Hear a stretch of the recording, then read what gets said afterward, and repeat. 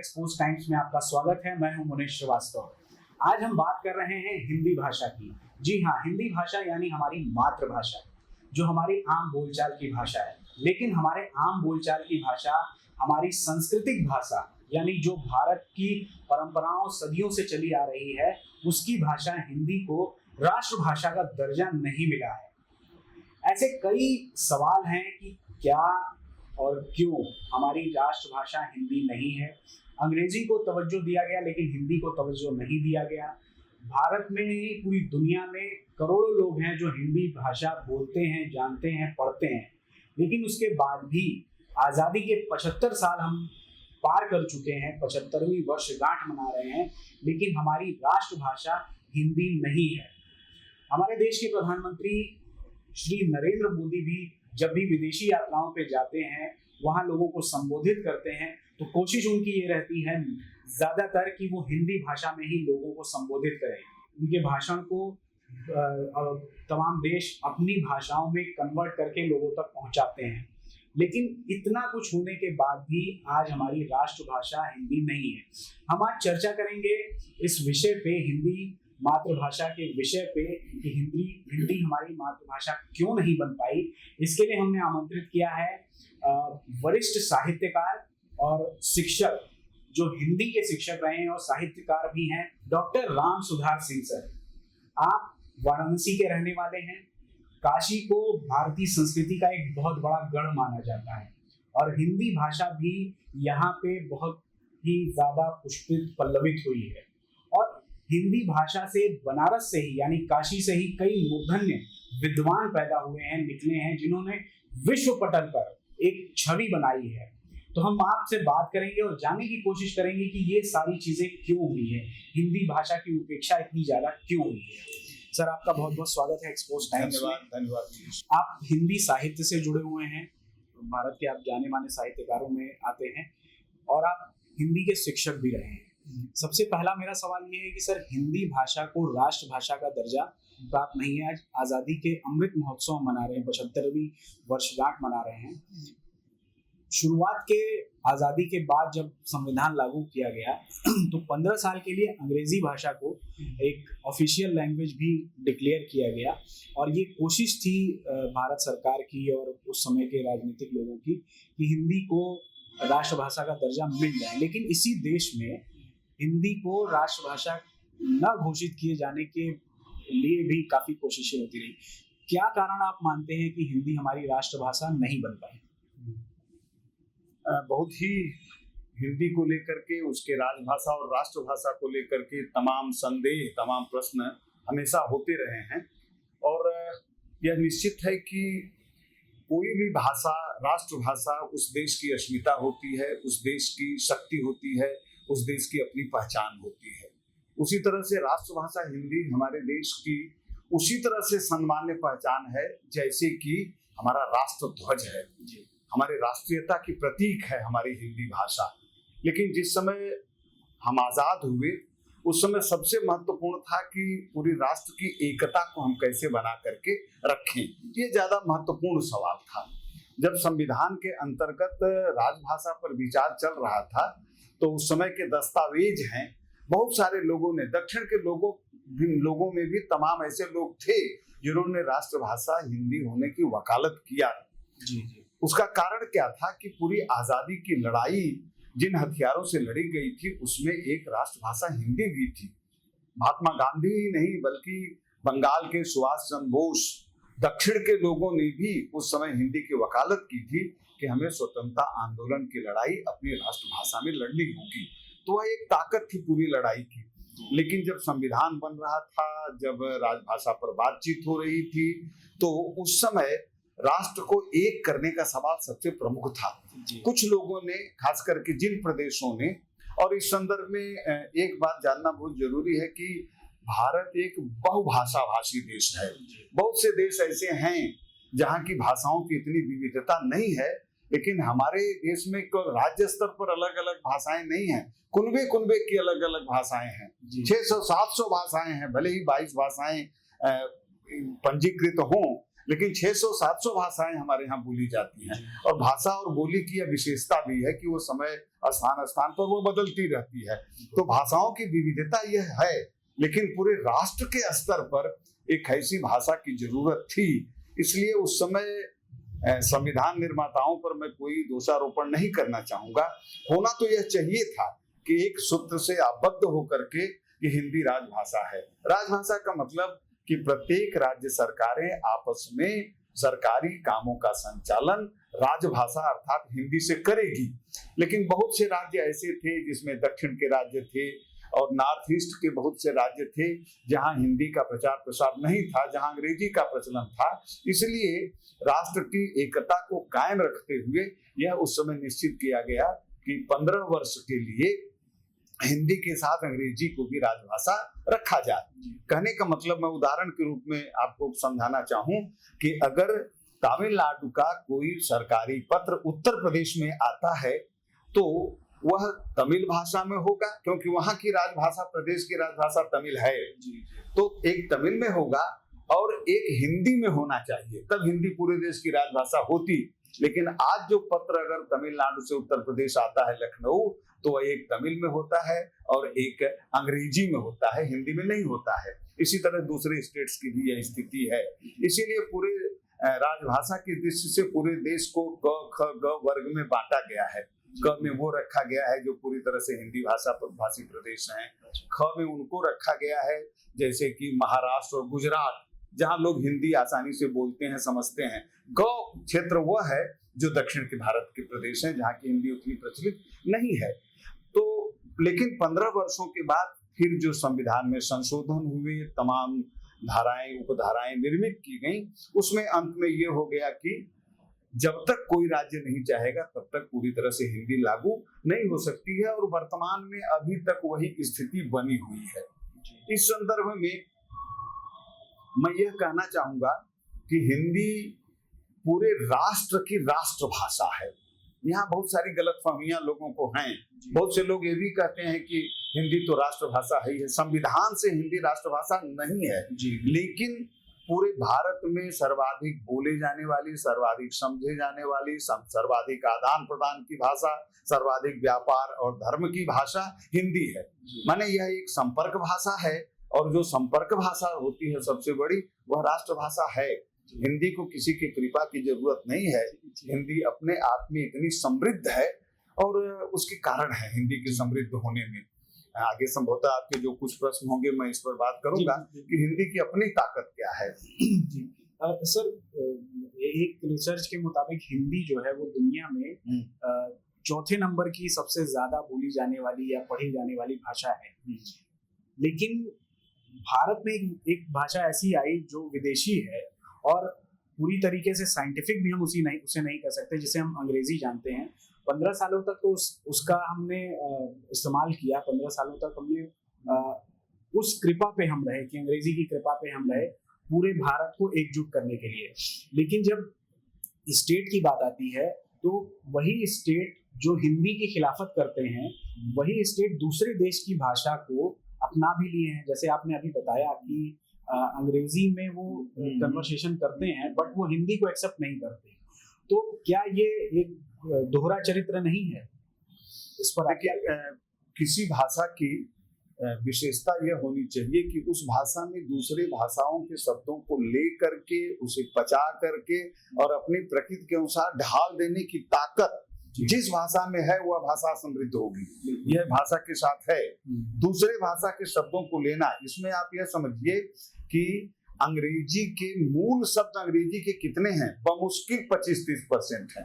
बाकी 70% अंग्रेजी भाषा के शब्द दूसरी भाषाओं के शब्द हैं, मूल लैटिन के शब्द हैं अथवा जहां जहां इनका उपनिवेश रहा। तो अंग्रेजी भाषा के अंदर यह ताकत है कि वह दूसरी भाषा के शब्द को लेती है और उसके अपने अनुसार एक नया शब्द बना लेती है।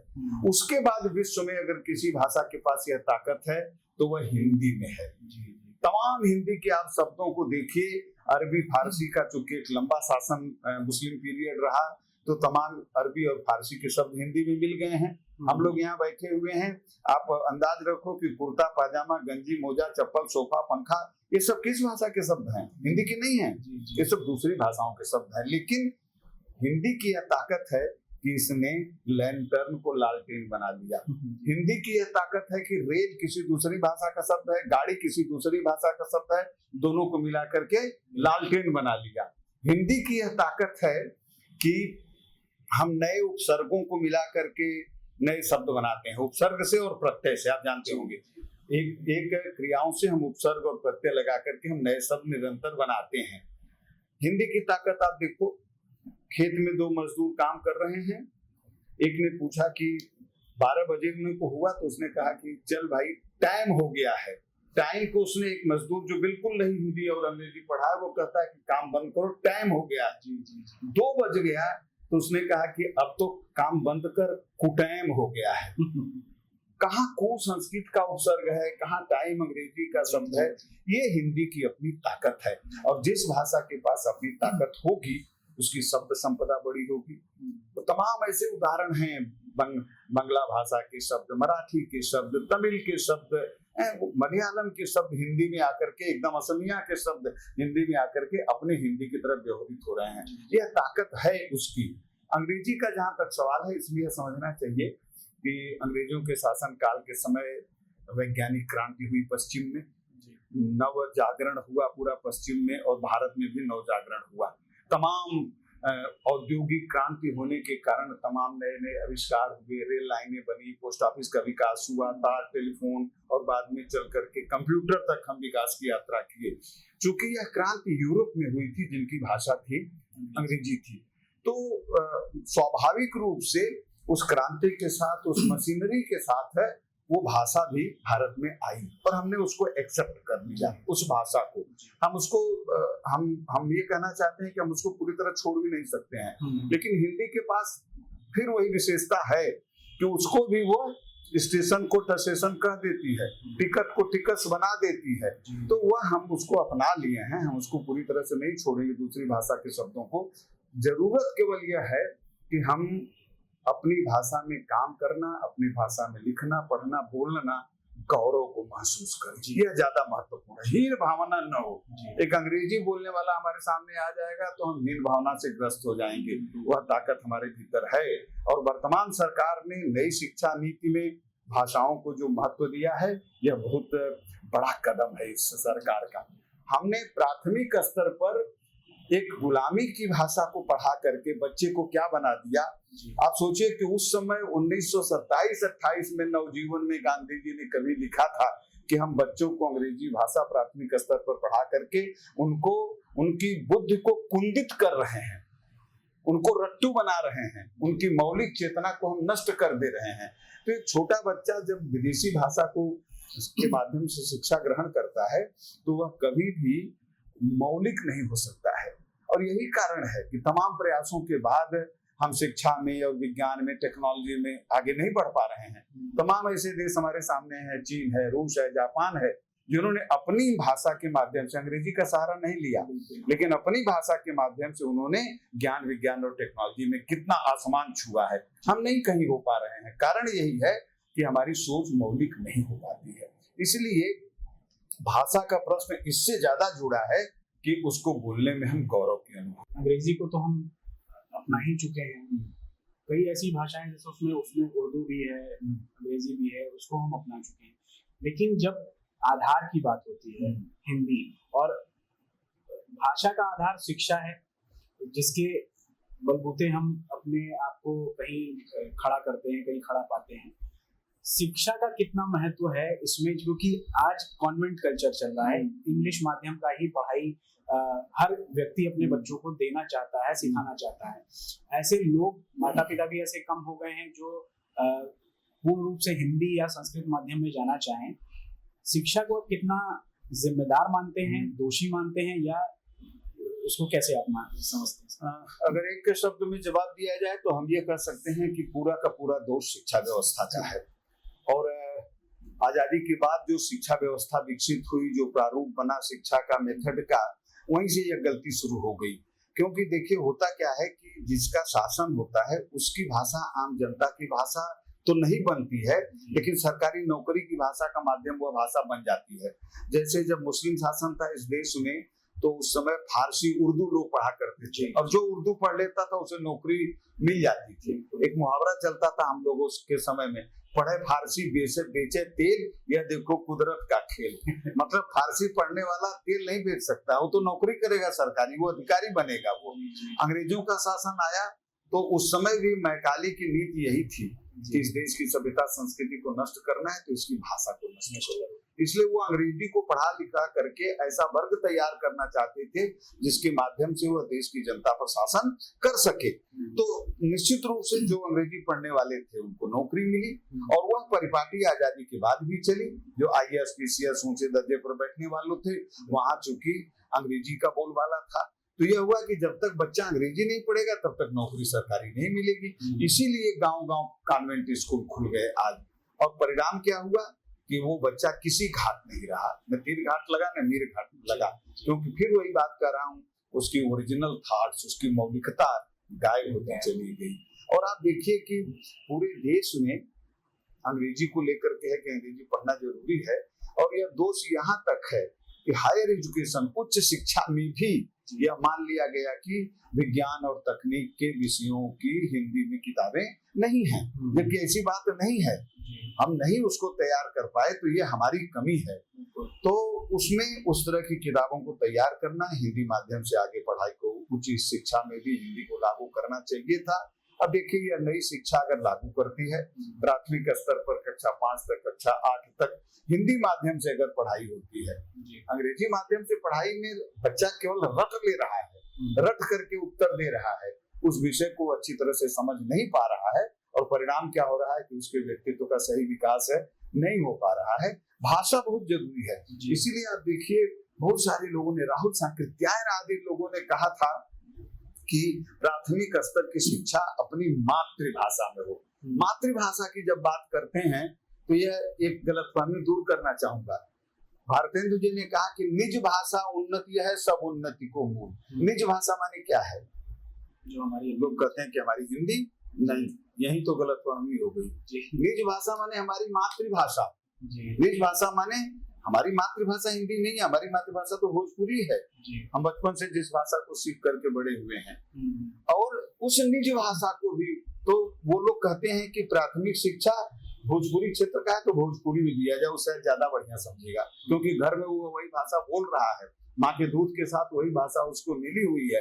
तो निज भाषा माने अपनी मातृभाषा से भी है, और मातृभाषाओं को बढ़ करके राष्ट्र के स्तर पर एक सवाल निश्चित रूप से आगे मुझे लगता है कि आना भी चाहिए कि दक्षिण भारत के लोग क्यों विरोध करते हैं। उसमें मैं इस बात को आगे बढ़ा के इसका उत्तर दूंगा निज भाषा को लेकर। अच्छा सर, जैसे आपने कुछ साहित्यकारों का नाम लिया, और भारत में उत्तर प्रदेश खासतौर से बड़े बड़े साहित्यकारों का गढ़ रहा है, काशी भी रहा है, काशी संस्कृति के लिए जानी जाती रही है। साहित्यकारों का हमेशा से ये रोल रहा है कि वो सरकार और समाज को वो चीजें प्रस्तुत करे जिसके जरिए वो समाज जिसमें आगे बढ़ना चाहता है या बढ़ना चाहिए। सरकार आजादी के बाद जो जिनके हाथ में सत्ता आई, उन्होंने हिंदी भाषा के लिए क्या किया क्या नहीं किया ये एक अलग विषय है, लेकिन साहित्यकारों ने कितना योगदान दिया, योगदान तो उन्होंने काफी दिया, लेकिन सरकार के प्रति एक दबाव जो होना चाहिए, सरकार के ऊपर दबाव होना चाहिए कि राष्ट्रभाषा हिंदी को घोषित किया जाए, तो ऐसा कुछ हो क्यों नहीं पाया? देखिए किसी भी भाषा के विविध रूप होते हैं, एक ही रूप नहीं होता है किसी भाषा का। जैसे हिंदी भाषा को उदाहरण के रूप में लें तो एक वह हिंदी है जो आपस की आदान प्रदान की भाषा है, संपर्क की भाषा है, एक दूसरे से बोल चाल मेल जोल की एक भाषा हिंदी है। एक भाषा हिंदी राजभाषा है जो सरकारी कामकाज की भाषा है। एक हिंदी राष्ट्रभाषा है जो संपूर्ण राष्ट्र को एकता सूत्र में बांधने वाली भाषा है, और एक भाषा रचनात्मक या साहित्यिक भाषा है। तो साहित्यिक भाषा बोलचाल की भाषा से बिल्कुल अलग हुआ करती है, लेकिन साहित्यिक भाषा का महत्व क्या है कि किसी भी भाषा को समृद्ध बनाने में उसका रचनात्मक साहित्य कितना बड़ा है, उसके पास लेखन साहित्य कितना बड़ा है, इसको समृद्ध बनाने का काम करती है साहित्यिक भाषा और साहित्यकार।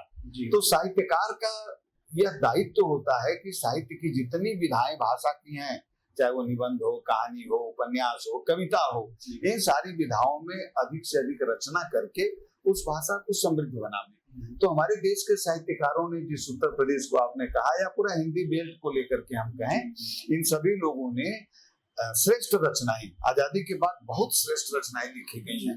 छायावाद जैसा स्वर्ण काल आया, और बाद में भी बहुत से ऐसे कवि हैं, लेखक हैं, जिन्होंने हिंदी साहित्य को अपने रचनाओं के द्वारा समृद्ध किया है। तो एक रचनाकार का दायित्व तो है, ये मानता हूं कि बड़े स्तर पर यह दायित्व तो है कि सरकार के ऊपर उन्हें वह दबाव बनाना चाहिए था कि हिंदी को राजभाषा, राष्ट्रभाषा घोषित करे, लेकिन ऐसा आंदोलन के स्तर पर नहीं हो पाया। आंदोलन के स्तर पर हुआ भी, आपको याद होगा, आप लोगों को 1968 में एक पूरे देश में बड़ा आंदोलन उठा था समाजवाद के द्वारा कि अंग्रेजी को खत्म करके हिंदी को पूरी तरह से लागू किया जाए। लेकिन हमने कहा ना कि भाषा एक ऐसी चीज है जिसको जबरदस्ती नहीं किया जा सकता है। ये भाषा तो बहता हुआ नीर है। इसी तरह से हिंदी के प्रति मैं बार बार इसको कहता हूँ कि बहुत चिंता और करने की जरूरत नहीं है। हिंदी की अपनी ताकत है कि वह आगे बढ़ेगी, वह समृद्ध होती रहेगी, और एक दिन ऐसा आएगा जबकि यह पूरी तरह से राजभाषा भी बनेगी। इसमें बहुत बड़ा योगदान है, मैं तो मानता हूँ फिल्मों का बहुत बड़ा योगदान है। लेकिन सर मैं आपको रोकना चाहूंगा, जैसे फिल्मों का योगदान आपने कहा बिल्कुल है, लेकिन जो फिल्म इंडस्ट्री है वो हिंदी की ही खाती है, हिंदी का ही कमाती है। लेकिन यही इंडस्ट्री जब सार्वजनिक स्थानों पे इंडस्ट्री के लोग जाते हैं तो हिंदी से बचते हैं। ऐसा आपने भी देखा होगा, आपने भी लोगों से आपने, लेकिन उसी में जो हिंदी भाषा को अपनी बोलचाल की भाषा हमेशा से बनाए रहते हैं, वो कहीं किनारे हो जाते हैं उस पूरे एक समाज से। और मैंने, क्योंकि मैं पत्रकारिता से जुड़ा हुआ हूँ, तो मुझे ये पता चल जाता है कि फिल्म इंडस्ट्री में जो काम होता है उसमें जो स्क्रिप्ट होती है वो होती तो हिंदी की है, लेकिन वो लिखी इंग्लिश में जाती है। तो ये थोड़ा सा दोहरापन इसमें बिल्कुल सही, बिल्कुल आपका कहना सही है, और यह फिल्म की राजनीति है और दुर्भाग्य है एक तरह से हिंदी का, कि ऐसा नहीं होना चाहिए। लेकिन देखिए, अभी भी इसको मानिए कि जो मौलिकता है ना, चाहे जितनी स्क्रिप्ट लिखी जाती होंगी, लेकिन महाभारत की स्क्रिप्ट जो राही मासूम रजा ने लिख दिया, उसकी टक्कर का कोई दूसरा नहीं है। फिल्म में चाहे वो अंग्रेजी हिंदी के कितने गाने लिखे जाएं, लेकिन नीरज ने जो लिख दिया उसकी कोई, समीर ने जो लिखते रहे उसके कोई टक्कर है नहीं। तो जो ओरिजिनल हिंदी है वो तो चमकेगी स्वर्ण। लेकिन सर ये भी रहा कि ये लोग भी हाशिए पे चले गए। इनको हाशिए पर नहीं, तत्कालीन वो राजनीति होती है एक तरह की। फिल्मों में बहुत सारी उठा पटक है जिसके बारे में हम सब लोग नहीं कुछ कर सकते हैं, लेकिन मेरे कहने का मतलब है ये था कि फिल्मी और गानों ने इस हिंदी को दूर दूर तक फैलाया। मैं आपको एक संस्मरण सुनाऊं कि अरुणाचल प्रदेश के बिल्कुल इंटीरियर में, एकदम जंगल में, जहाँ सभ्यता शायद नहीं पहुंची है, वहां मैं पहुंचा और एक किनारे एक चाय की दुकान थी। तो मैंने कहा कि चाय दो, तो उसने संकेत किया कि मैं आपकी भाषा नहीं समझ पा रहा हूँ, लेकिन उसके बगल में रेडियो बज रहा था और मोहम्मद रफी के गाने वो सुन करके सर हिला रहा था। मैंने उसको गाली देते हुए कहा कि ये गाना समझ में आ रहा है और मैं बोल रहा हूँ तो नहीं। तो कुछ राजनीतिक कारणों से लोग जानबूझ करके भी हिंदी को अवॉइड कर रहे हैं, लेकिन धीरे धीरे प्रसार बढ़ रहा है पूरे देश में। आप चेन्नई आदि को छोड़ दें जहाँ बहुत सारे कारण हैं, नहीं तो किसी भी प्रदेश में जाएं आप, हिंदी कम से कम संपर्क भाषा बनी हुई है। और विदेशों की बात है तो इतने सारे विश्वविद्यालयों में हिंदी में रिसर्च का काम हो रहा है, हिंदी को आगे बढ़ाने का काम हो रहा है, तो हिंदी निरंतर बढ़ती चली जा रही है। मैं तो यहाँ तक कहता हूँ कि आपको जानना चाहिए कि पूरे विश्व में किसी भाषा के लिए दिवस नहीं मनाया जाता है, पूरे विश्व में केवल हम हिंदी दिवस मनाते हैं। साल भर में एक बार हम रोना रोते हैं हिंदी के नाम पर, इसको बंद करना चाहिए। हिंदी के पास अपनी ताकत है। हाँ, यह हुआ कि सत्ता पर बैठे हुए लोगों के पास वो ताकत होनी चाहिए। और जो गलतफहमी होती है ना, मैं इस बात को बार बार कहना चाहता हूँ लेकिन बीच में रुक जा रहा हूँ। गलतफहमी कैसे हुई? पहले निर्वाचन के समय जब वोटर लिस्ट बन रही थी तो उसमें होता है कि कैंडिडेट के आगे मातृभाषा लिखना होता है। तो राजेंद्र प्रसाद ने अपनी मातृभाषा में हिंदी नहीं लिखा था, भोजपुरी लिखा था। तो दक्षिण के लोगों में यह एक भ्रम है कि उत्तर प्रदेश के या उत्तर भारत के लोगों की मातृभाषा हिंदी है, उनकी भाषा है, इसलिए वो हमारे ऊपर लाद रहे हैं। यह है कि नहीं है? लेकिन यह स्थिति नहीं है। हिंदी हमारी मातृभाषा तो भोजपुरी है, किसी की अवधी है, किसी की बुंदेलखंडी है, किसी की छत्तीसगढ़ी है। हिंदी क्या है? पूरे राष्ट्र की भाषा है, और यह उतनी ही राष्ट्रीय भाषा हमारी है जितनी की तमिलनाडु की है। जितनी तमिल वालों के लिए है उतनी हमारी भी है। जिन लोगों ने हिंदी के लिए, तो एक राष्ट्रीय स्तर पर हिंदी को समझने की जरूरत है, और शायद यह गलतफहमी हम दूर कर सकें तो एक बड़ी बात हो। सर, जैसे आपने दक्षिण भारत की बात की और नॉर्थ ईस्ट की बात की, तो इन प्रदेशों से हिंदी का विरोध देखने को मिलता है। आपने कहा कि उन्हें एक्सेप्ट करना चाहिए या हमारे पूरे राष्ट्र की वो भाषा हिंदी है, लेकिन विरोध भी सबसे ज्यादा यहीं से होता है कि हिंदी में अगर कुछ चीजें होती। मेरा खुद का एक अनुभव रहा है उड़ीसा का, जहाँ पे हम लोग किसी काम से गए हुए थे और वहाँ पे हिंदी में उनसे पूछने पे, और हमारा ये सवाल था कि आप हिंदी में क्यों नहीं बात करते हैं, तो उनका जो उत्तर था वो थोड़ा सा क्या कह सकते हैं कि नफरत वाला। इसके पीछे क्या कारण? जैसे अगर हम हिंदी के इतिहास की बात करें, संस्कृत से तमाम भाषाएं निकल के आई हैं, उसमें हिंदी भी है। तो अगर हिंदी के इतिहास की हम बात करें तो क्या हिंदी जो और भाषाएं हैं, तमिल है, तेलुगु है, इनके बाद जन्म लिया है हिंदी में, या ये उससे भी पहले की है? हमने जो पहले बताया था कि यह उन लोगों को समझ में आना चाहिए कि हिंदी उत्तर भारत के लोगों की मातृभाषा नहीं है, बल्कि राष्ट्र के स्तर पर वह राष्ट्र की भाषा है। जैसे हमारी है वैसे उनकी है। दूसरी एक बात जो उत्तर भारत के, उसमें हम लोग दोषी हैं। हमें यह करना पड़ेगा, ठीक है, हम चाहते हैं कि दक्षिण भारत के लोग हिंदी सीखें, या हम कहें हमारी भाषा सीखें, जबकि ये कहना गलत है। राष्ट्र की भाषा सीखें कहना चाहिए। लेकिन अगर हम चाहते हैं कि वो हमारी भाषा सीखें, तो हमें भी उनकी भाषा सीखना चाहिए कि नहीं सीखना चाहिए? सीखना चाहिए, यह है ना उत्तर। सीखना चाहिए। क्या हम हिंदी भाषा भाषी लोगों ने कोई दक्षिण की भाषा सीखी? नहीं सीखी। तब हम कैसे कर सकते हैं कि वो हमारी भाषा सीखें? इसलिए शिक्षा के माध्यम से, फिर हम शिक्षा के माध्यम से बात करते हैं, माध्यमिक स्तर पर, उच्च स्तर पर एक भाषा सीखना अनिवार्य करना चाहिए। कभी त्रिभाषा फार्मूला इस देश के लोगों ने दिया था, बहुत अच्छा त्रिभाषा फार्मूला था। त्रिभाषा फार्मूला यह था कि एक हिंदी, एक अंग्रेजी और एक अपने राज्य की भाषा, 3 भाषा जरूर पढ़े कोई ना कोई। तो एक भाषा पढ़ी जाती, दक्षिण में भी पढ़ी भी जा रही है। गांधी जी ने, आप समझे कि 1916-17 में जाकर के दक्षिण हिंदी प्रचार समिति की स्थापना चेन्नई में किया था उन्होंने। मैं गया हूँ वहां पर। तो उस समय ये जो प्रयास हुआ था, तो हमें एक भाषा सीखनी पड़ेगी। अभी भी बहुत सारे लोग हैं। आपको बताऊं कि पिछले दिनों प्रेमचंद की जयंती के अवसर पर केरल से एक लेखक मंडल बनारस आया था, और उन्होंने प्रेमचंद पर इतना बड़ा काम किया है। प्रेमचंद की कहानियां मौखिक रूप से वहां के लोगों को याद हैं। तो हिंदी के लेखक को वहां के लोग इतना प्यार करते हैं। प्रेमचंद के लमही में लोग नमन करने आए थे प्रेमचंद को, और इतना सारा काम प्रेमचंद पर वहां हो रहा है। और उन लोगों ने एक प्लेटफॉर्म बनाया है कि अगर उत्तर भारत के कुछ लोग सीखना चाहते हैं तो हम मलयालम उनको सिखाने के लिए तैयार हैं, वो हमको हिंदी सिखाएं। तो एक मेल जोल हमें करना चाहिए, और शासन के स्तर पर एक काम और करना चाहिए इस संदर्भ में। अब बात क्लियर हो गई।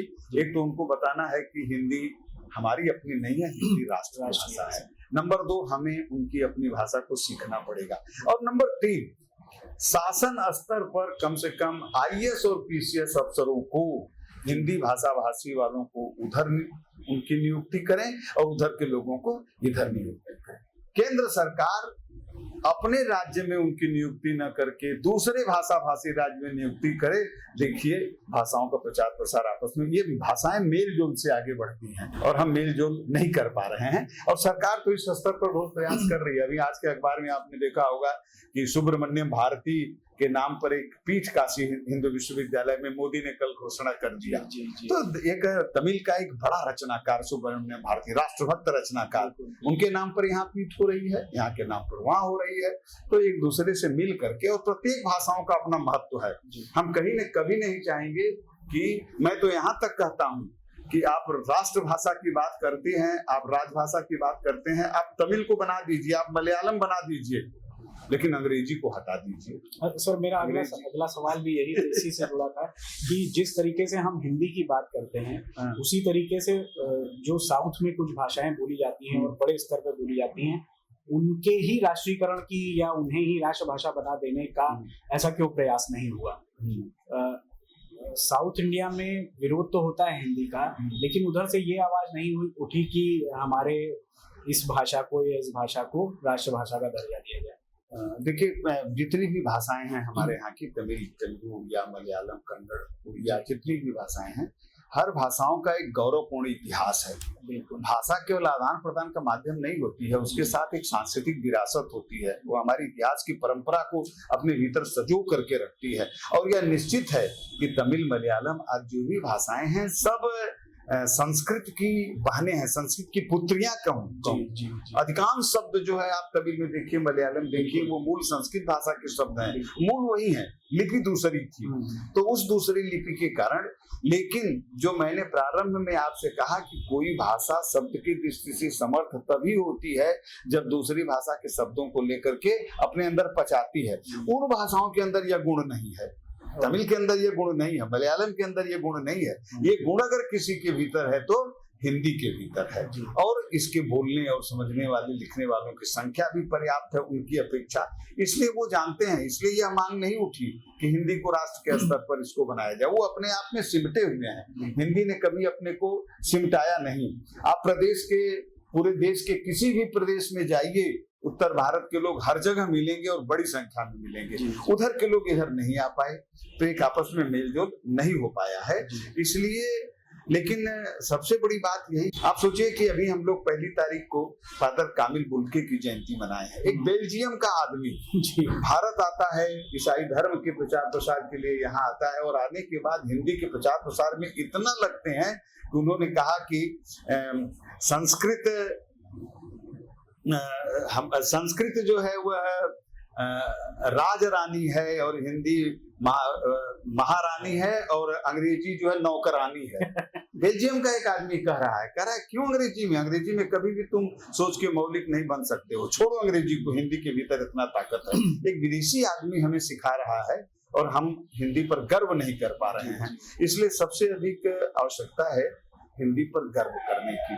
और जब संविधान में यह हुआ तो स्पष्ट लिखा गया है कि भारत गणराज्य की राजभाषा हिंदी और लिपि देवनागरी होगी। विनोबा भावे आदि ने उस समय एक आंदोलन और खड़ा किया था कि जो दक्षिण की भाषाएं हैं उनको देवनागरी लिपि में लिखा जाए। संकट लिपि का है, बड़ी टेढ़ी लिपि है, आपने देखा होगा मलयालम और कन्नड़ आदि की लिपियां। तो अगर देवनागरी लिपि में लिखा जाता तो शायद सीखना और ज्यादा आसान होता। लेकिन वही हमने कहा ना कि उन प्रदेश के लोगों में, वो प्रदेश के लोग अपने में सिमटे हुए हैं, इसलिए वो बाहर के लोगों से इतना मिक्सअप नहीं हो पाते हैं, हिल मिल नहीं पाते हैं। और यही गुण उनकी भाषाओं में भी है, उनकी भाषाएं भी दूसरी भाषाओं के शब्दों को ले नहीं पाती हैं। हिंदी के पास यह विशेषता है, तमाम तरह के लोगों के शब्द, रसियन के, चीन के, जापानीज के और अरबी फारसी के शब्द तो भरे पड़े हैं हमारे व्यवहार में, क्योंकि लंबे समय तक उनका शासन रहा। तो दूसरी भाषाओं के शब्दों को लेना, हमें करना क्या है? हमें करना यह है कि हिंदी हमारी साहित्यिक दृष्टि से समृद्ध हो रही है, इसमें कोई संदेह नहीं है। हमें अपना ज्ञान, विज्ञान और तकनीक की पुस्तकें हिंदी में लिखनी होगी। यह हिंदी के लोगों का बड़ा बड़ा काम है। पारिभाषिक शब्दावली हमें ऐसी बनानी पड़ेगी जो कि, जैसे कुछ पारिभाषिक शब्द जैसे जिलाधीश, आयुक्त, सचिव, ये सब नए शब्द बने हैं, लेकिन देखिए खूब लागू हैं। लेकिन अब ऐसे आप टेढ़े शब्द बना दीजिएगा जो अंग्रेजी से भी कठिन होंगे। इसलिए अंग्रेजी के स्थान पर जो नए शब्द, पारिभाषिक शब्द आप समझ रहे हैं, उनको जो बनाए जाए वो इतने आसान हो, हमारी जन लोक भाषाओं से भी ग्रहण किए जाए। हिंदी के भीतर खुद इतनी शक्ति है, सामर्थ्य है कि वह निरंतर आगे बढ़ती चलेगी। और आने वाले दिनों में जिस तरह से नई शिक्षा नीति आई है, भाषा की दृष्टि से बदलेगा। भाषा हमारी स्वाभिमान है, भाषा हमारी अस्मिता है। और जिस दिन पूरे राष्ट्र में एक सुर बजेगा और वह हिंदी का सुर बजेगा, तब भारत निश्चित ही विश्व गुरु बनेगा, यह मैं मानता हूँ। और इसे कोई रोक नहीं सकता है, यह होना ही होना। आपने विश्व गुरु की बात की तो एक सवाल मेरे मन में है कि हिंदी भाषा जो है उसका वैज्ञानिक पक्ष भी है। जो उसकी वर्णमाला है उसकी एक डाइवर्सिफाइड फोनेटिक्स है, जो मतलब एक एक जो अक्षर निकलता है उसका एक योग दृष्टि से भी उसका एक बड़ा महत्व है। थोड़ा इस पे प्रकाश डालिए सर। ये जो विशेषता आप बता रहे हैं वो भाषा की नहीं, ये लिपि की विशेषता है, देवनागरी लिपि की विशेषता है। और पूरे विश्व में सर्वाधिक वैज्ञानिक लिपि यदि कोई है तो वह है देवनागरी लिपि, जिसमें संस्कृत लिखा गया। पूरा का पूरा व्याकरणिक पैरामीटर है एक एक का जो है। और यही एक ऐसी भाषा है, कुछ और भाषाएं हैं पुरानी, लेकिन यह एक ऐसी लिपि है, लिपि की बात कर रहा हूँ, यह ऐसी लिपि है कि इसमें जो बोला जाता है वही लिखा जाता है। यह विशेषता विश्व के और किसी लिपि में नहीं है। देवनागरी लिपि में हम जो बोलते हैं वही लिखते हैं, अंग्रेजी में बोलते कुछ दूसरा है। लोग उदाहरण देखें ना, PUT पुट हुआ तो BUT बुट क्यों नहीं हुआ? ठीक है ना, हम बहुत सारे सवाल हैं। हम ऑनर बोलते हैं ऑनर और लिखते हैं उसको यच से हानर। तो यह जो सवाल है कि बोलना और लिखने का अंतर जो है यह इस भाषा में है। हम कहते हैं कि देवनागरी लिपि वैज्ञानिक लिपि है, तो किन अर्थों में वैज्ञानिक है? क्यों कह देने से वो वैज्ञानिक नहीं होगा, क्योंकि वहाँ पूरा ध्वनि विज्ञान काम करता है। और हमने बार बार यही कहा कि विश्व में सर्वाधिक वैज्ञानिक लिपि हिंदी है, तो इसकी वैज्ञानिकता यही है कि इसके प्रत्येक वर्ण के उच्चारण का एक निश्चित स्थान है। कुछ वर्ण, कुछ अक्षर हमारे कंठ से निकलते हैं, कुछ तालु से निकलते हैं, कुछ अस्पष्ट निकलते हैं। जैसे आप देखें कि अ, आ, क, ख, ग, घ, अंग, आप स्वयं बोल करके देखें, क, ख, ग, ये कहाँ से निकल रहा है? कंठ से हमारे निकल रहा है, गले से निकल रहा है। कुछ जो है वह तालु से निकलता है। तालु वह स्थान होता है, अगर हम जीभ को ऊपर करें तो हमारे तालु से टकराता है, वो च, छ, ज, झ, ये सब तालु से है। कुछ जो है वह दांत से होता है, दंत से होता है, इसीलिए हम छोटे स को दंत स कहते हैं। कुछ जो है ओष्ठ से होता है, प, फ, ब, भ, ये शब्द जो होता है ना ओष्ठ से होता है। कुछ ऐसे होते हैं जो कंठ और दंत को मिला करके भी आते हैं। तो प्रत्येक वर्ण का उच्चारण स्थान है और यही उसकी वैज्ञानिकता है। यही कारण है कि जो बोला जाता है वही उच्चरित होता है और वही लिखा जाता है। यह इसकी बहुत बड़ी वैज्ञानिकता है। थोड़ी मात्राओं की, अंग्रेजी में देखिए क्या है कि मात्राएं उसके साथ नहीं लगती हैं, एक अलग होता है। जैसे हम कुमार लिखें तो KU अलग से लगा, यहाँ क्या हुआ उसी पर उसकी मात्रा उसी के साथ साथ चलती है। ये कठिनाई है लिपि की। ये लिपियों के कुछ दोष हैं, लेकिन अगर इन दोषों को हटा जाएगा तो वैज्ञानिकता खत्म हो जाएगी। तो ये विशेषता भी यही है। विशेषता भी यही है, विशेषता यही है कि हम वर्णों की संख्या अधिक करके उसको ज्यादा से ज्यादा वैज्ञानिक किए हुए हैं, लेकिन दूसरी भाषाओं में नहीं है। उर्दू, अरबी, फारसी लिपि के लिए कहा जाता है कि नुक्ते के हेर फेर से खुदा जुदा हुआ। एक नुक्ता गलत जगह हो गया तो उसका अर्थ है कि पूरा का पूरा बदल गया। इसी तरह से अंग्रेजी में आप देखिए ना, नाइफ बोला जाएगा और लिखा जाएगा वो के से लिखा जाएगा। नॉलेज बोला जाएगा, अब वो के से लिखा जाएगा। तो जो नहीं जानता है वो गलती कर देगा। देवनागरी लिपि के साथ यह दोष नहीं है, पूर्णतः वैज्ञानिक लिपि है। संस्कृत भाषा पूरी इसी देवनागरी में लिखी गई है। और हम जहाँ तक बात करते हैं उत्तर भारत की, तो केवल हिंदी ही नहीं, गुजराती, मराठी, इवन नेपाली इसी भाषा में लिखी जाती है। ये सारी भाषाओं की लिपि जो है देवनागरी लिपि है। और इन भाषाओं ने, इन प्रदेशों ने स्वीकार किया है उसकी वैज्ञानिकता के कारण। तो जैसा मैंने पहले कहा ना कि स्वतंत्रता आंदोलन के समय विनोबा भावे आदि ने, तिलक जी भी इसके समर्थन में थे कि यह एक देवनागरी लिपि में दक्षिण की भाषाएं लिखी जाएं, लेकिन नहीं स्वीकार हुआ। बहुत सारी बातें नहीं स्वीकार हुई और हम आगे बढ़ते चले गए। तो मैं अंत में फिर वही बात कहूंगा कि हिंदी के प्रचार प्रसार के बारे में, हिंदी की समृद्धि के बारे में, जिस भाषा के पास, फिर वही हमें अपनी बोलियां, हमारी ताकत है हिंदी की। आप समझिए कि ब्रजभाषा, भोजपुरी, अवधी, जिस अवधि में तुलसीदास और जायसी जैसा बड़ा कवि हुआ है, जिस भाषा ब्रजभाषा में सूरदास जैसा बड़ा कवि हुआ है, तो ये हमारी ताकत है। इसलिए हम इन बोलियों को भी समृद्ध करें और हमारी जो राज्य भारत की जो भाषाएं हैं, भारतीय भाषाएं हैं, उनको भी हम कभी नहीं चाहेंगे कि हमारे दूसरे राज्यों की भाषाएं दुर्बल हो जाएं या क्षीण हो जाएं या खत्म हो जाएं। क्योंकि कोई भाषा खत्म होगी तो उसकी सांस्कृतिक विरासत खत्म होगी। उन भाषाओं की भी समृद्धि हम करें और इस विविधता में हम हिंदी को पूरे राष्ट्र की भाषा मान करके सबकी अपनी अस्मिता की भाषा हिंदी बने, ये मेरी कामना है। गोपाल सिंह नेपाली का एक बड़ा प्रसिद्ध गीत है जिसमें वो कहते हैं कि हिंदी पावन गंगा है, आओ इसे और अधिक पवित्र करें और अधिक समृद्ध करें। तो हिंदी तो गंगा है ना, गंगा के पास जितने खतरे हैं लेकिन गंगा रहेगी। हिंदी तमाम खतरों को फेस कर रही है, लेकिन अब देखिए बोलचाल में हमने कह दिया कि फेस कर रही है। तो अंग्रेजी बोलचाल की भाषा में हमारे शामिल हो चुकी है। इससे थोड़ा सा हमें सतर्क होने की जरूरत है। जिन फादर कामिल बुल्के का मैंने नाम लिया वो बहुत सतर्क रहते थे। कोई भी आदमी अगर उनके सामने आकर के अंग्रेजी का शब्द बोलता था तुरंत टोकते थे वो और कहते थे क्या हिंदी नहीं आती है क्या। एक ऐसा विदेशी आकर के अपनी भाषा का भक्त होता है और हमारे पास इतनी समृद्ध भाषा है और हम अपने को दरिद्र मान करके बैठे हुए हैं। तो ऐसा नहीं करना चाहिए।